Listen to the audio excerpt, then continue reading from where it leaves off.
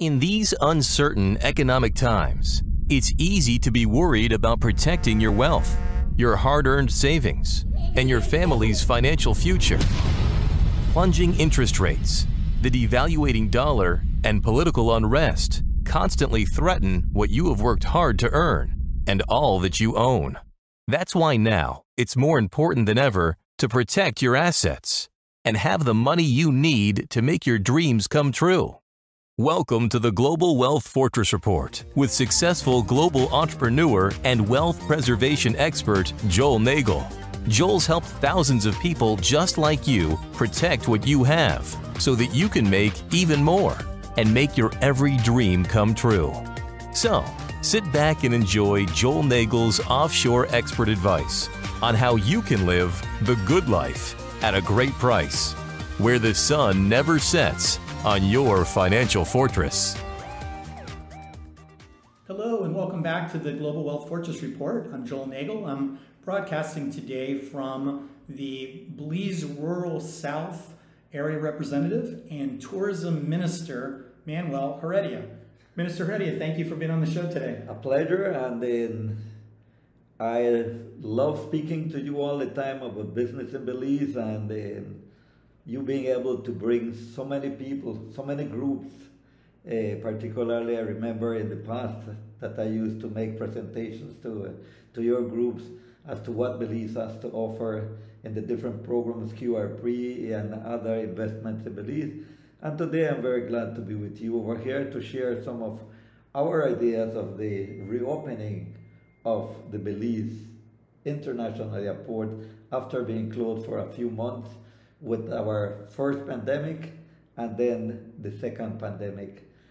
On the first one, it was a learning experience, not so easy for anyone. Particularly San Pedro was the first one to have the first COVID patient.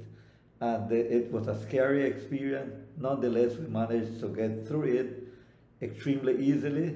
And here we are today, now in the first weeks of the opening of the Philip Golson, and the flights are not as many as it used to be because, you know, there are protocols that we have to follow, there are guidelines that we need to follow also, but nonetheless, I have every confidence that working together with the hotel industry, the Belize Tourism Board, the private sector, we will be able to bounce back. Like I mentioned in my about a week ago, that restaurant by restaurant, hotel by hotel, industry by industry, we will prevail and we will be back sooner rather than later to what we were before. I believe it will take more than this season, probably this season and part of the other one before we can bounce back to what we were before.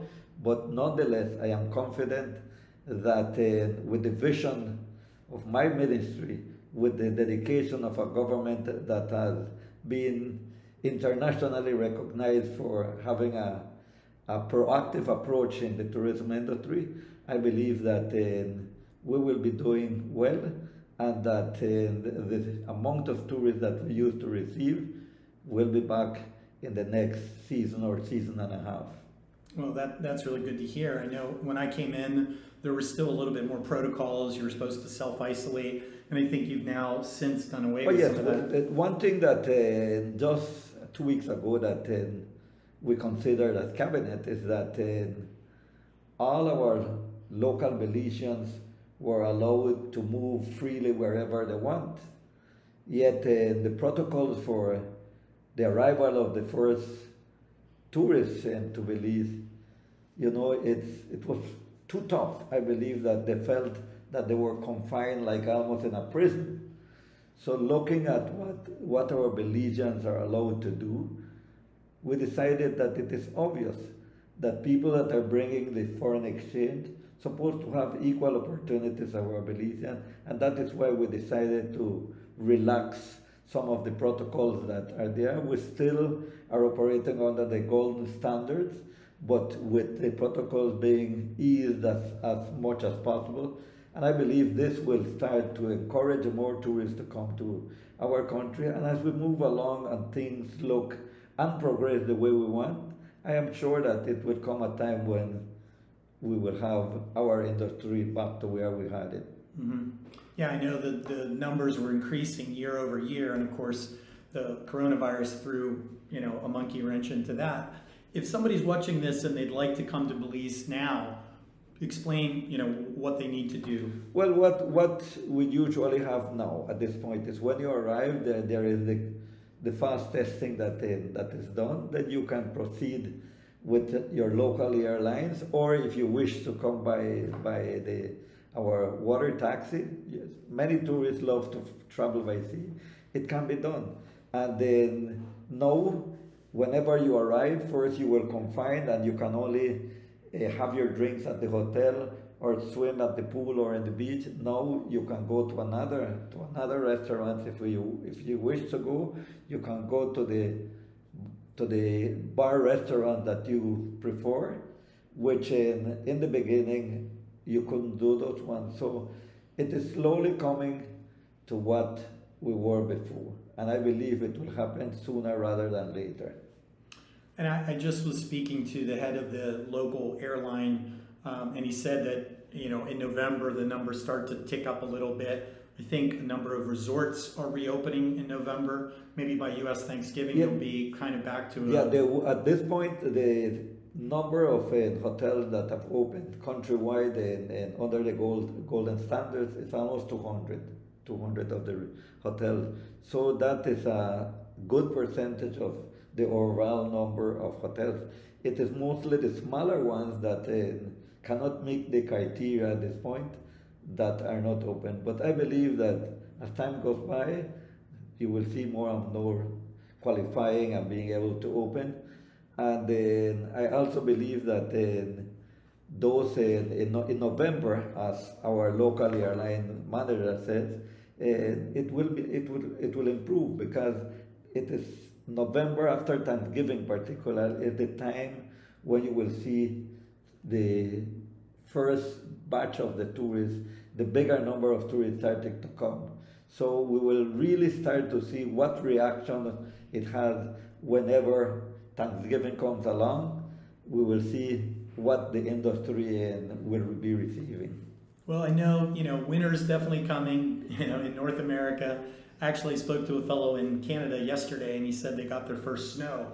So I'm sure that that'll encourage more people to come here. Yes, and I was, as Minister of Civil Aviation, I am glad to know also that WestJet will resume their flights in November also, which is good news also for Belize, because airlines, they were not flying for months, but slowly you will see it was just United and American Airlines. You will gradually see WestJet and hopefully in Air Canada and those starting to be back again. And that is the way with precautions, safety guidelines, abiding to the protocols, I believe that we can make it.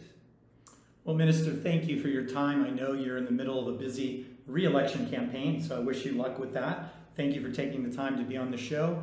And I can just say, having been through it myself, the entrance requirements were very easy. I got through them all in about 30 minutes, and I think the people here have been very, very warm and welcoming and happy to see. Thank you also, and on behalf of our Belizean people, on behalf of our new elected leader, we wish all our tourists come to Belize. You are welcome. The hospitality of our people are second to none. We love you all. And Mr. Nagel, we appreciate what you have done for Belize, and continue the good work as our ambassador. Continue that good work. Well, thank you, Minister. I think we're allowed to shake hands, right? Definitely. All right. Thanks for joining us, and we'll see you next time. Until then, I wish you health, happiness, and a wealth that can't be attacked by anyone else. I hope you'll join me here in Belize at your earliest opportunity. Thanks, and take care. Goodbye. Bye. Thanks for joining Joel Nagel and the Global Wealth Fortress Report, a whole new approach to asset protection and estate planning, so that now you can live the good life at a great price. where the sun never sets on your financial fortress.